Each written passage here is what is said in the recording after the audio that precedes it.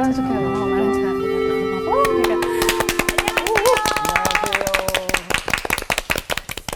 어떻게 잘 지내셨습니까? 네. 예. 오늘은 고린도전서 두 번째 강의를 시작하겠습니다. 지난번 강의 혹 기억나시나요? 우리 누구부터 얘기할까요? 매도 먼저 받는 게 아, 낫다고 제가 먼저. 우리 서영미님. 저는 한국 교회는 희망인가? 희망이다. 요거 생각납니다. 예. 한국 교회는 희망인가? 질문에서 한국 교회는 희망이다. 예. 네. 우리 김보규님. 저는 한국교회랑 고린도교회가 이름이 유사하다고 그 COR이랑 KOR이랑 예. 예. 그래서 고린도 전서를 잘 읽으면 예. 한국 교회에 대한 치유도 일어날 거라고 예. 생각됩니다. 맞습니다. 예, 감사합니다. 그리고 저는 이제 그 하나님을 만나게 되면 내 안에 주인이 바뀐다. 내가 아닌 예수 그리스도가 내 안에 주가 된다. 예. 그동안 제 안에 주인이 두 개였더라고요. 저랑 예. 예수님. 예, 이제 과감하게 나를 버려야겠구나. 예. 예. 주일날 예배 드릴 때는 예수님이 주님인데 네. 예배 드리고 안녕 하고 여기 나와서 계세요. 잠시만요. 내가 주인인데. 그러면서, 예. 예. 그랬었죠. 우리의 모습이 비슷한 데가 있어요. 네. 이제 그게 매일매일의 삶에도 주님이 내 인생의 주인이 되면 이 하나님의 사람으로서 인생을 살아갈 수가 있는 거죠. 네. 예. 예, 저도 우리 여윤정님과 같은 부분이 가장 기억에 남는데요. 예. 보통 이제 혁명이라 함은 뭐 한 국가의 주인인 왕이나 대통령이 바뀌는 걸 혁명이라고 한다. 그런 점에서 기독교 시작의 그 작은 공동체였지만 안의 주인을 나에서 하나님으로 바꾸는 것 자체가 참 혁명적이라고 할 수 있었다라는 말씀이 제 기억에 남습니다. 예.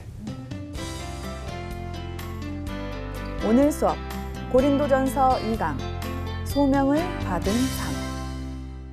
오늘의 주제는 우리가 사는 삶이 진짜 소명받은 삶을 살고 있는가. 우리 복음성가를 부르고 계시는데 예. 그 복음성가를 부르면서 내가 이 복음성가를 부르는 소명을 받았다고 생각하시나요?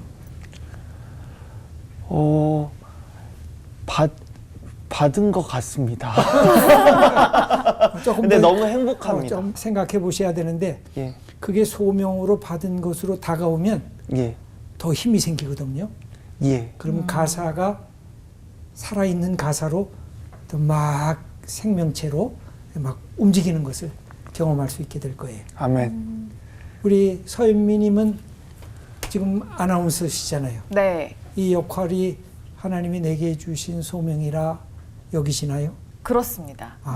확신합니다. 예. 오. 네. 그러면서 어떤 특별한 마음속에 다짐 같은 게 있으셨어요?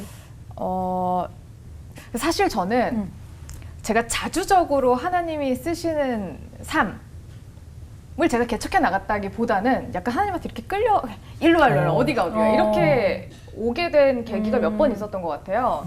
근데 그게 또 하나님이 CBS 아나운서로 불러주시면서 일로 와, 일로 와, 일로 와 이런 걸 한 번 더 느꼈던 것 같거든요. 그래서 예.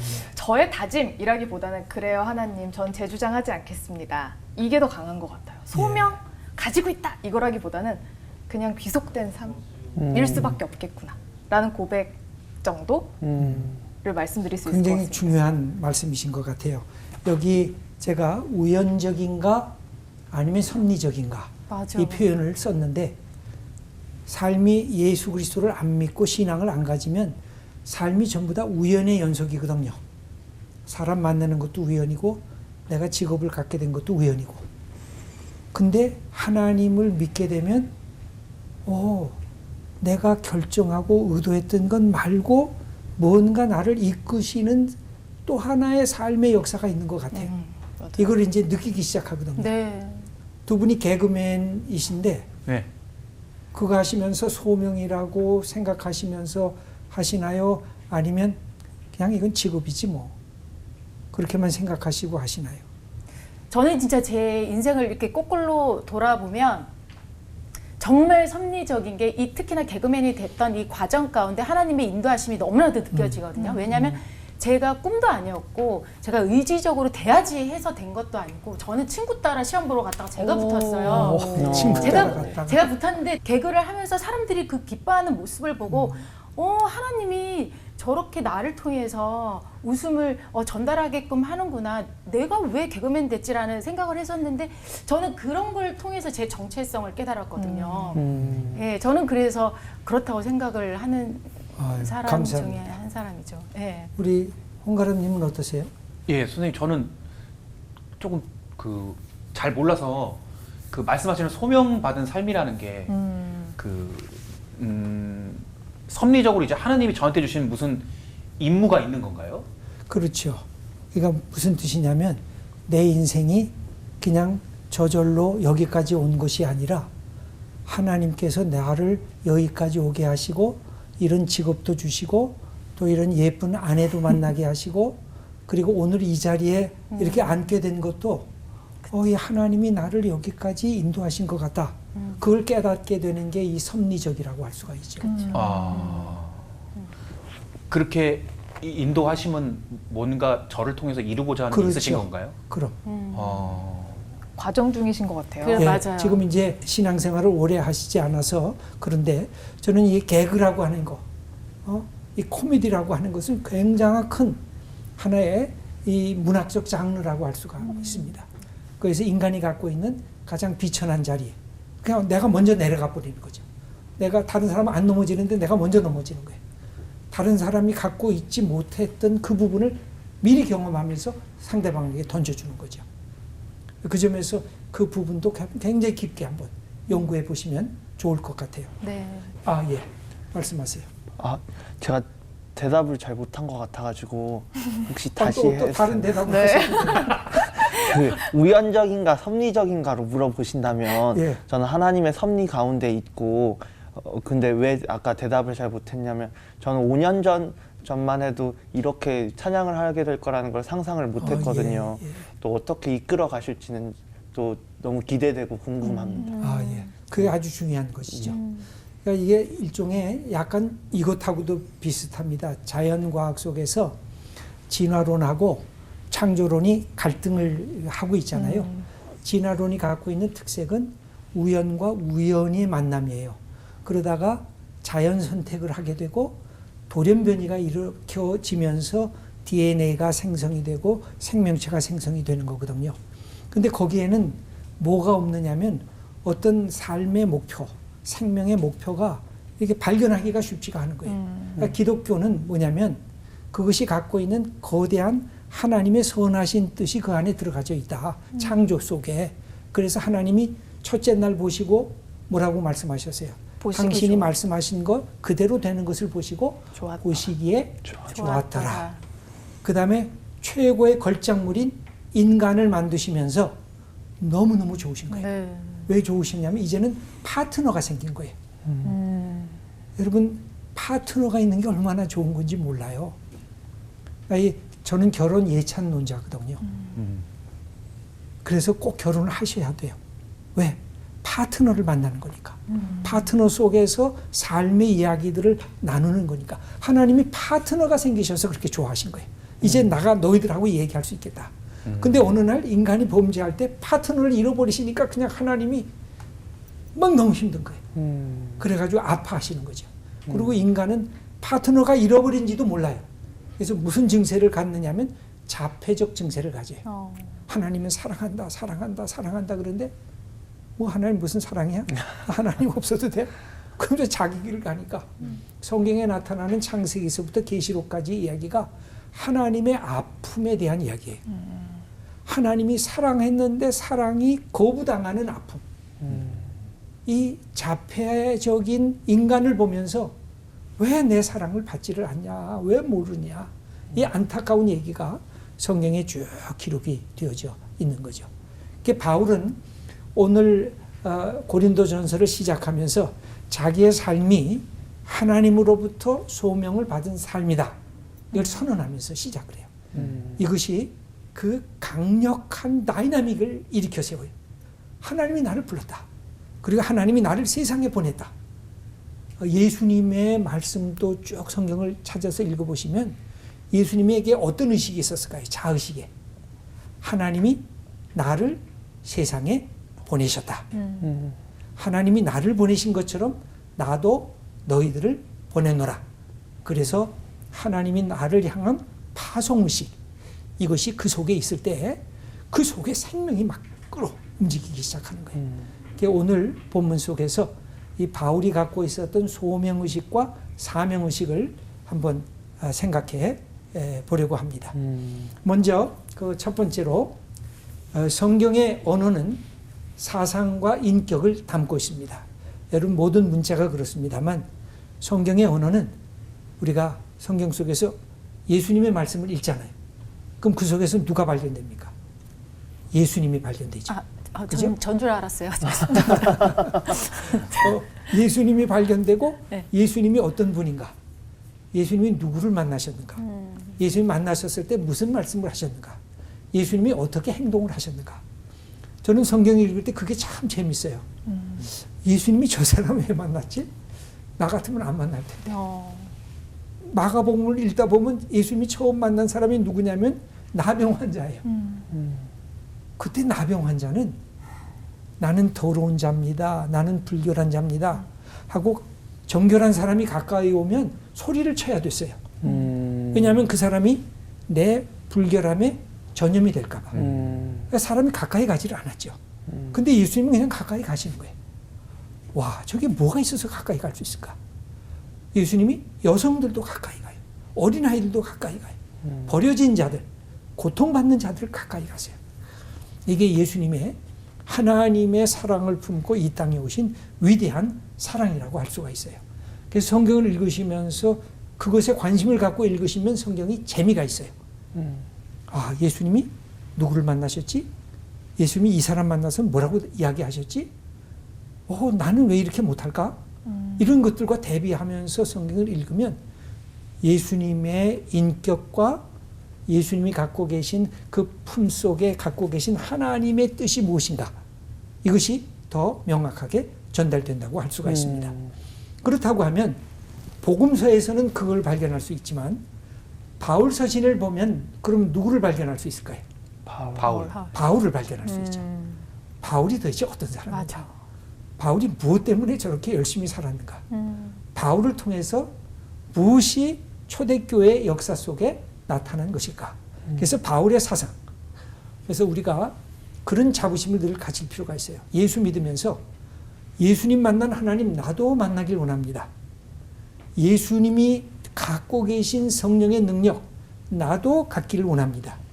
특별히 사도 바울이 그러셨는데 그 사도 바울이 만난 예수님, 사도 바울이 만난 하나님, 사도 바울이 경험한 성령의 충만한 역사를 나도 경험하고 나도 바울처럼 하나님의 사람으로서 이 땅에 당당하고 그렇게 멋지게 살아가고 싶습니다. 이것을 우리가 선언하는 것이 바로 믿음의 사람들이 갖게 되는 축복입니다. 그래서 우리가 성경을 읽는 거예요. 그러니까 믿음은요, 들음에서 난다 그랬어요. 들음은 말씀으로 말미암다 그랬습니다. 그러니까 믿는 사람은 내가 신앙생활 10년 했다. 아, 저 사람 믿음 좋다. 아니에요. 저 사람 목사님이시다. 믿음 좋다. 그것도 아니에요. 저분 장로님이다. 믿음 좋다. 아니에요. 어떤 사람이 믿음이 좋아요? 하나님의 약속된 말씀을 내 것으로 받는 사람들이 믿음이 좋은 사람들이에요. 그러니까 믿음은 늘 말씀과 함께 가는 거예요. 왜 우리가 이 약속된 말씀을 읽는 이유가 다른 것이 아닙니다. 그런 점에서 목회자도 끊임없이 말씀을 읽어야 되고요. 내가 예수 믿겠다고 마음에 작정한 사람들은 끊임없이 말씀을 읽으면서 예수님이 어떤 분인가? 예수님이 사랑하는 하나님은 어떤 분인가? 예수님이 어떤 인간들을 그렇게 사랑하셨는가를 관심 갖고 접근하면 우리의 신앙생활에 큰 믿음의 열매들이 맺어질 수 있을 것입니다. 그러면 그 다음에 우리 바울이라는 인물을 조금 얘기를 하면서 고린도전서 1장을 넘어가겠습니다. 여기 바울의 그림이 하나가 있는데 렘브란트 그림이에요. 네. 렘브란트는 빛의 화가라고 해서 자기가 관심 있는 부분을 환하게 하고 조금 저런 부분을 이렇게 흐릿하게 하는 부분인데 여기에서 두 가지가 크게 밝게 빛나고 있죠. 네. 하나는 얼굴. 뭐예요? 얼굴. 또 하나는 손. 손. 아, 예, 저 손에서 지금 뭐 하고 있는 거죠? 편지 쓰는 지금 고린도전서를 쓰고 있는 거죠. 그럼. 그래서 고린도전서를 썼는지 로마서를 쓰고 있는지 정확히는 모르지만 네. 우리가 지금 고린도전서 공부하니까 지금 바울이 고뇌하면서 고린도 교회가 이런 문제 어떻게 해결해요? 우리가 서로 싸움하고 분파하고 있는데 바울 선생님 이거 어떻게 해결해요?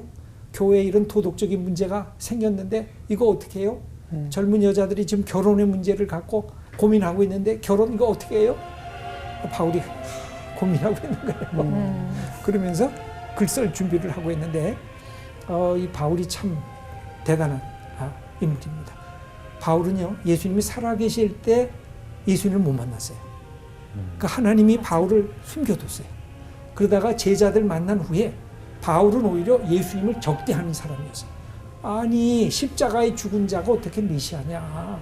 유대인들에게는 어떤 사상이 있었냐면 메시아는 어때? 힘이 세야지. 강해야 돼요. 능력이 많아야 돼요. 그리고 영광 속에서 이 땅에 오셔야 돼요. 그래야지 다른 사람을 구원할 수가 있죠. 근데 너희가 믿는 예수는 어떤 예수냐? 고난당했지. 그것도 십자가예요. 십자가는 어떤 형틀이에요? 로마의 형틀이에요. 유대인의 형틀은 뭘로 해서 죽여요? 돌로 쳐서 죽이는 거예요. 그러나 로마의 형틀은 십자가에 매달아서 죽이는 거예요. 로마인은 그래서 십자가형을 안 당했어요. 왜? 시민이니까. 아무리 못된 짓을 해도. 그럼 누가 당했을까요? 노예들, 그 다음에 전쟁 포로들, 그 다음에 이방인들. 못된 짓을 하면 이 십자가형에 달했는데 어떻게 십자가에 못 박힌 그 예수가 메시아가 됐습니다. 이게 불가능하다. 이거 안 된다.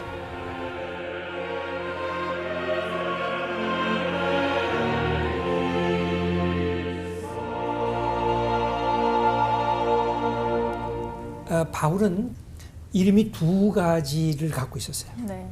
하나는 유대인의 이름이 있었는데 바리새인이었잖아요. 네. 그래서 유대 가말리알 문화에서 수학을 했어요.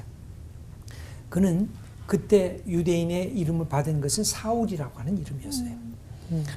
근데 바울은 소위 이중 국적을 갖고 있었어요. 유대인이었지만 동시에 로마인이었습니다. 아버지가 이미 로마인이 됐었던 것 같아요. 근데 이것은 뭐 여러 가지로 될 수가 있는데 전쟁에 나가서 공을 세운다든지 돈이 많아서 로마 정부에다가 돈을 헌납한다든지 또는 사회적으로 큰 공헌이 있다든지 그러면 이방인들에게도 로마 시민권을 부여하고 또 노예인 사람들에게도 해방자인 자유인으로 로마 시민권을 그렇게 허락했어요. 근데 아버지의 덕분으로 태어나면서부터 로마인이 됐어요. 그래서 바울이라고 하는 이름을 갖게 됐어요. 많은 사람들은 다메섹 도상에서 바울이 회심할 때 사울에서 바울이 됐다. 그렇게 잘못 이해하시는 분도 있었어요. 네. 다메섹 도상에서 회심하기 이전에도 사울이었고 바울이었어요. 아. 다메섹 도상에 회심한 이후에도 사울이고 바울이었어요. 그럼 왜 달라지느냐? 사도행전을 읽다 보면 유대인들에게 주로 바울이 접근할 때는 이름을 사울이라고 썼어요. 근데 바울이 본격적으로 이방 선교를 나가면서 로마까지 가게 되잖아요. 네. 그러면서 이방 지역에 선교를 하게 될 때 바울의 이름은 사울이 아니라 바울이라는 이름으로 바뀌어지고 있어요. 그래서 이것은 이름이 사울에서 바울이 된 게 아니라 본래부터 사울 바울이었어요. 그런데 누가 그의 대상이냐 그것에 따라서 사울이라는 이름을 쓰다가 바울이라는 이름으로 바꾸고 그가 서신을 쓴 것이 전부 다 이방인들 아니에요. 네. 그랬을 때 그는 사울이라는 이름을 안 쓰고 로마인인 바울이라는 이름을 썼던 것을 볼 수가 있습니다. 네. 네. 저는 아까 목사님이 말씀하신 것처럼 회심했을 때 이름이 바뀌었다고 생각해서 맞아요. 사울이라는 이름이 굉장히 좀 뭐랄까 악한 이름? 원래 이라고 이제 생각하고 좀 있었거든요. 크다라고 하는 뜻을 갖고 있고 바울이라는 이름은 좀 작다라는 이름을 갖고 있어서 이것을 영적으로 해석하시는 분이 많이 있는데 네. 반드시 그렇지는 않아요. 아. 그러니까 본래 두 가지 이름인데 선교의 상황에 따라서 그의 이름이 두 가지로 활용되는 것이라고 할 수가 있습니다. 예. 그래서 그가 전에는 교회의 핍박자였으나 이제는 복음의 증인이 돼요. 그러나 당대에는 바울은 중심 인물이 아니었어요. 중심 인물은 베드로, 야고보, 요한, 그 다음에 예수님의 동생이었던 야고보, 12제자들 이런 사람들이 중심이었는데 이 제자들이 초대교회에서 다 흩어지기 시작했어요. 복음 선교 때문에. 네. 그러니까 예루살렘을 누가 지켰느냐면 예수님의 동생인 야고보가 지키게 돼요. 그 다음에 이것이 50년대까지 가면은 가장 중요한 예수님의 동생 야고보가 예루살렘 교회 수장, 이 가장 중요한 인물이 되는 것을 볼 수가 있습니다. 그런 점에서 보면 초대교회의 바울은 중심 인물이 아니었어요. 주변적인 인물이었어요. 그러나 그가 편지를 쓰고 선교한 것을 보면서 점점 교회 속에서 중심적인 인물로 들어오게 되죠. 이것은 1세기 거의 후반이 가까이 되면서 보다 더 바울이 중심 인물로 교회에 들어오는 것을 볼 수가 있습니다.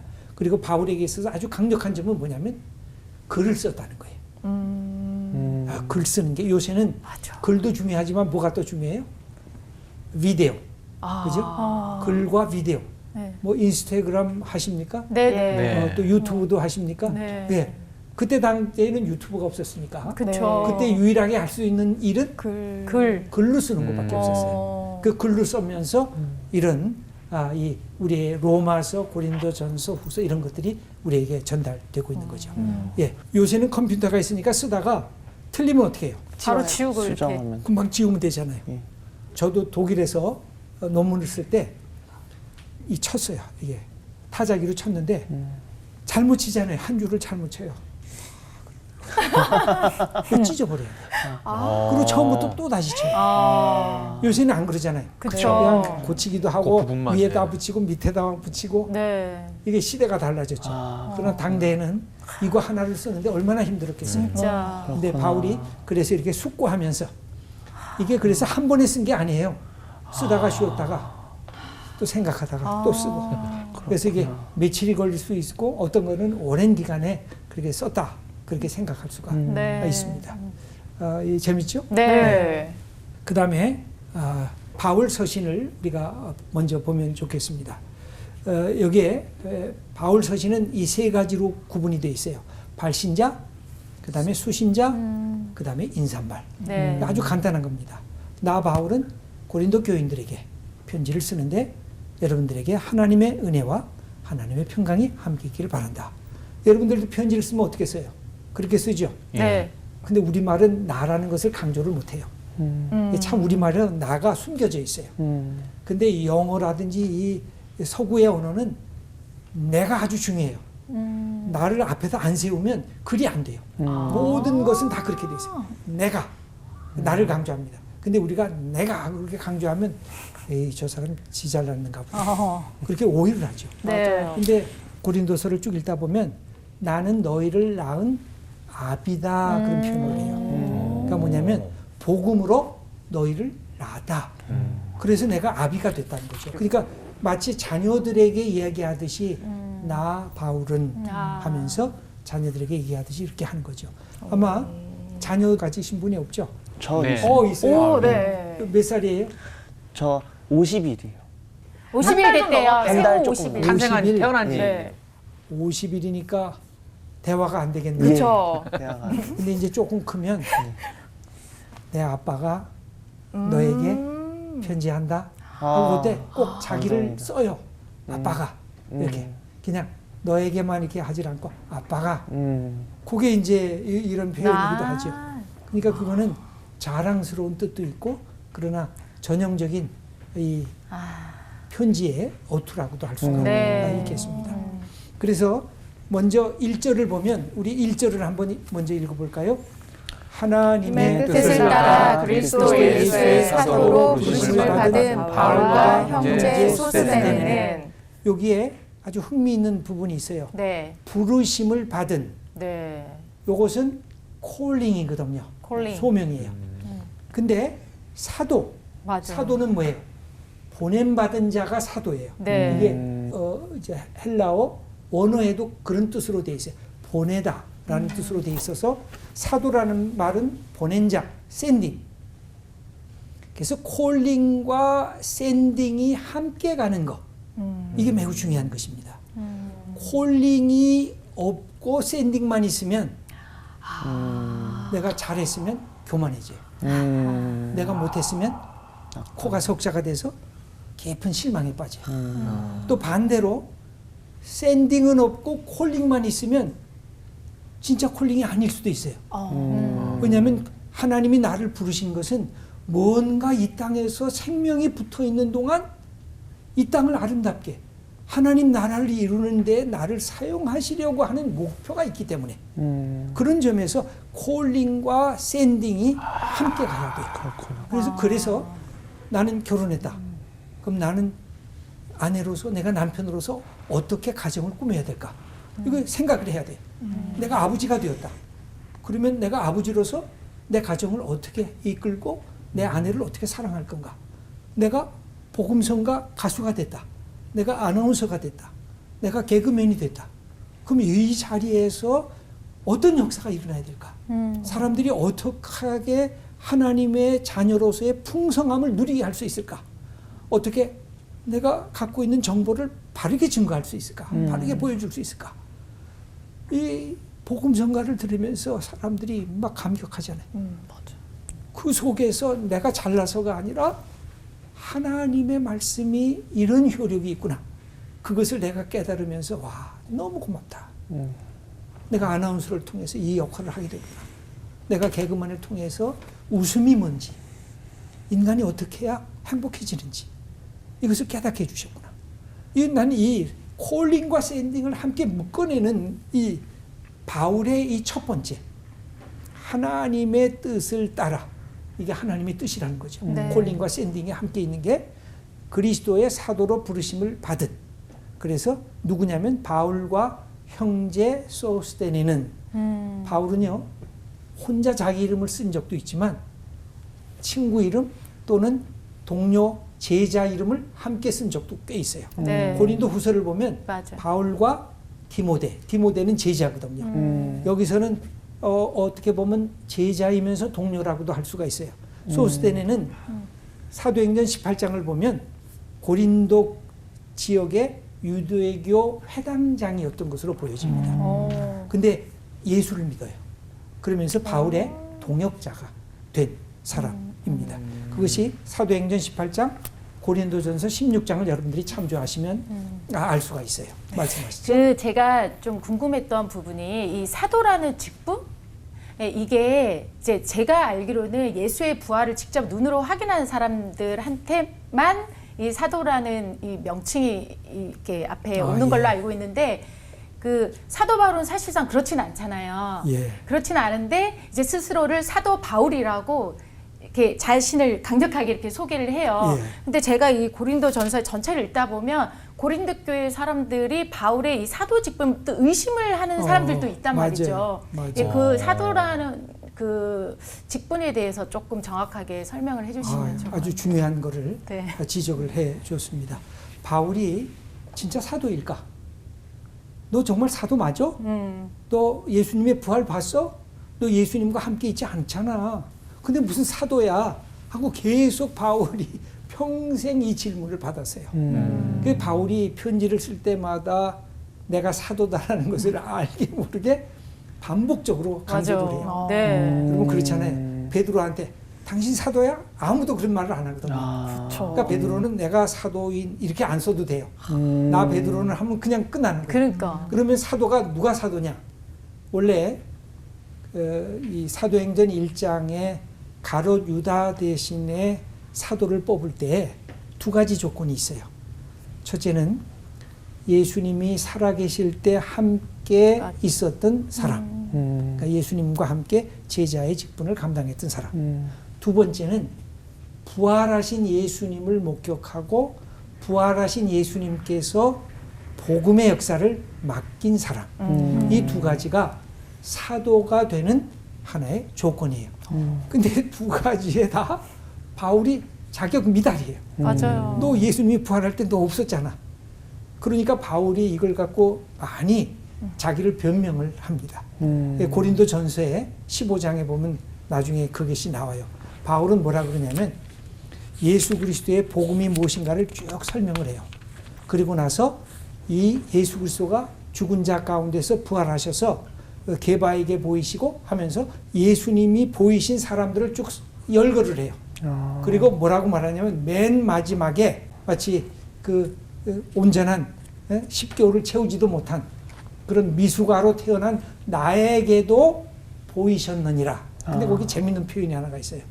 맨 마지막에. 그러니까 바울은 뭐라고 말하냐면 게바부터 시작해요.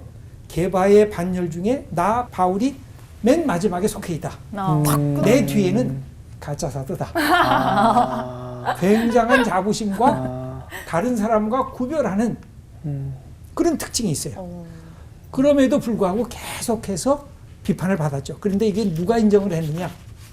사도행전의 역사를 쭉 보시면 바나바가 바울을 어디로 인도하느냐면 이 예루살렘 교회로 인도해요. 네. 그러면서 12 사도들이 바울의 얘기를 쭉 들어요. 너 어떻게 예수 믿게 됐냐? 너 어떻게 사도가 됐냐? 그러면서 그들의 얘기를 다 듣고 나서 이 사람은 우리와 함께 사도적 직분을 감당할 수 있는 사람이다 라는 확인을 해줘요. 그것이 갈라디아서 1장에도 나타나고 그 다음에 다시 사도행전 15장에도 나타나요. 네. 그래서 초대교회 12 사도들이 인정을 하는 거예요. 야고보, 예수님의 동생인 야고보도 인정을 하고 게바, 베드로도 인정을 해요. 네. 그런데도 불구하고 계속해서 평생 이것이 따라다녔어요. 네. 아, 예.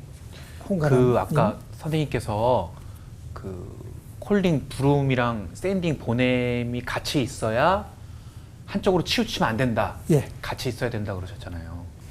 근데 이제 그 하나님의 거대한 그 콜링과 샌딩 그 위대한 섭리 속에서 이 제가 스스로 드는 어쩔 수 없는 이런 나쁜 생각들, 그러니까 영역을 가기 위해서 시험을 보러 갔단 말이에요. 근데 진짜로 제가 그때 하나님 믿을 때도 아니었는데 대기실에서 어떻게 기도했냐면 하나님 여기 다 떨어지고 저만 붙게 해주세요 그랬거든요. 아니 근데 다 그런 경험 있지 않아요? 그쵸. 솔직히? 네. 있어요. 하나님 모를 때도 네. 네. 근데 이제 이런 콜링과 샌딩, 부름과 보냄 속에서 드는 이런 어떤 이기적인 생각이랄까 이런 안 좋은 이런 생각들은 당연한 건가요? 아니면 그것조차도 하나님께서 사용하신 거죠. 오. 여기까지 오시는 동안. 그러니까 우리에게 다 이기성이 있어요. 그 이기성 때문에 이렇게 생존할 수 있는 거예요. 그러니까 이기적인 게 나쁜 것만은 아니에요.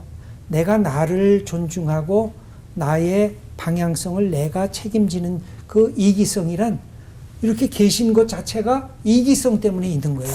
내가 나를 돌보지 않으면 내가 여기까지 이렇게 올 수가 없어요. 그래서 가장 기본적인 것은 기독교 신앙의 핵심은 자기가 자기를 사랑할 줄 아는 거예요. 그래서 예수님이 내 이웃을 내 몸처럼 사랑하라. 네. 네가 사랑하지 않냐 너를. 그거 당연한 거. 그래야 생존이 가능하죠. 내가 나를 안 사랑해봐요. 그럼 죽음으로 가죠. 그건 올바른 게 아니죠. 네. 그런 점에서 그렇게 하고 그것이 폭넓게 다른 사람을 아우를 수 있구나 하는 여기까지 왔을 때 그것은 내가 이기적인 욕심으로 했지만 그것조차도 하나님이 사용하셨구나. 이렇게 감사하게 되는 거죠. 그럼 선생님 잠깐 왜냐하면 예.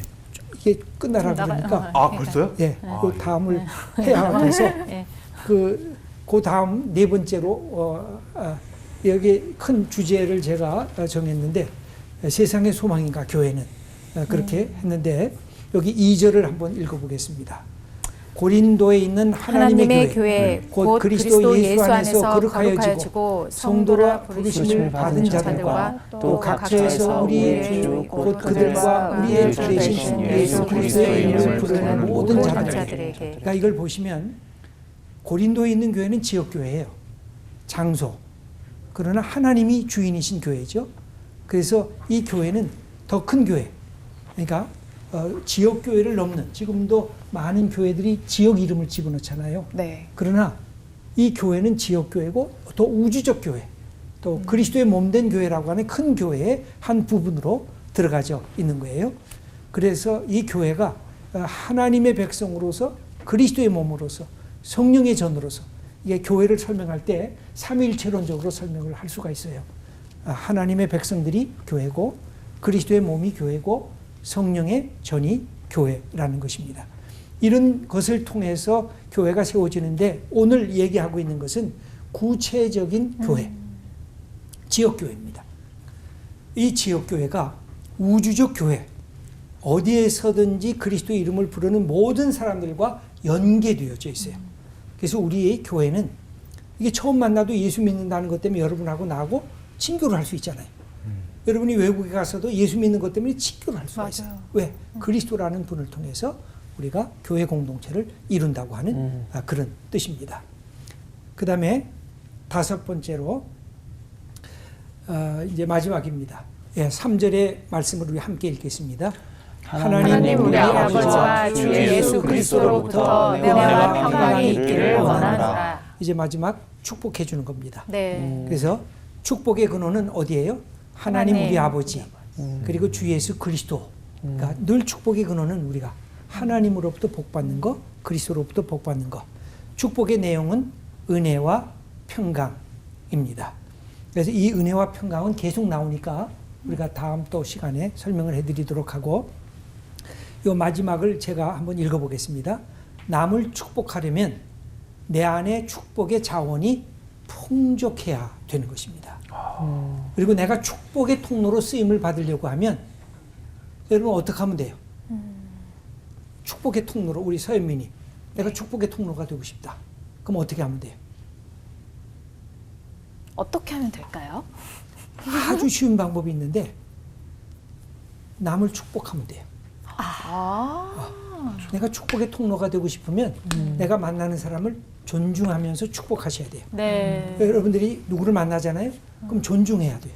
그리고 하나님, 이 사람 하나님 복을 주시옵소서. 그리고 만나시면 내가 축복의 통로로 쓰임받는 거예요. 어디 가든지 외국에 갈 때도 저는 그 나라를 위해서 기도하고 하나님 처음 만나는 사람, 내가 만나는 사람을 내가 존중하고 축복하면서 만나게 해주시옵소서. 그러면 마음이 편해지는 거예요. 그래서 축복의 통로가 되는 비결은 내가 축복하면 돼요. 예수님도 그래서 2명씩 제자들을 파송할 때도 뭘 가르쳐요? 내가 집에 머물게 되면 그 사람을 향해서 샬롬, 축복을 해라. 근데 그 사람이 싫다. 그럼 나와라. 그러면 그 축복이 너한테 돌아올 거다. 네. 그러니까 걱정하지 말아야 돼. 맞아, 그냥 맞아. 축복하시면 돼. 네. 내가 축복의 통로로 쓰임받고 싶다. 그러면 우리 가정이 축복의 통로로 쓰임받고 싶다. 내 가정을 축복하세요. 우리 교회가 축복의 통로로 쓰임받고 싶다. 교회를 축복하세요. CBS가 하나님의 축복의 통로로 쓰임받고 싶다. CBS를 축복하시면 돼요. 그러면 내가 축복의 통로로 쓰임받는 거예요. 그러니까 바울은 그것을 하는 거예요. 이게 고린도 교인을 향해서 하나님의 은혜와 하나님의 평강이 여러분들에게 있기를 원합니다. 이제 마무리를 지어야 되겠습니다. 소명과 사명을 확인하는 방법.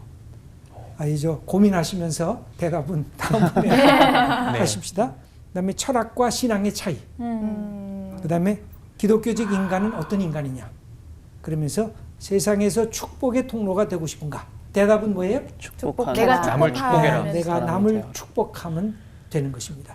그래서 복음성가에서도 당신은 사랑받기 위해 태어난 사람. 이게 축복하는 거거든요. 이게 참 중요한 겁니다.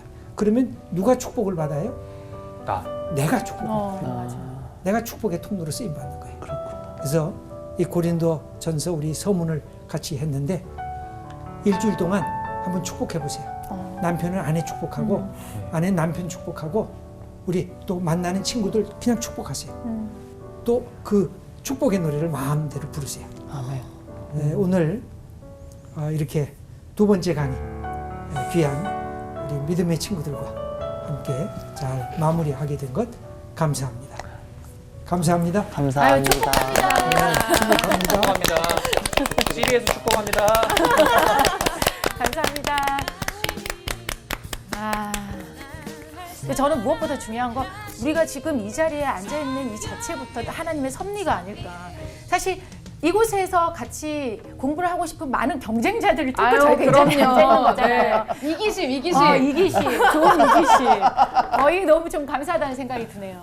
네, 어쨌든 축복합니다. 축복합니다. 축복합니다. 자, 그럼 우리 또 세상 밖으로 또 축복하러 나가야죠. 축복합니다. 축복합니다.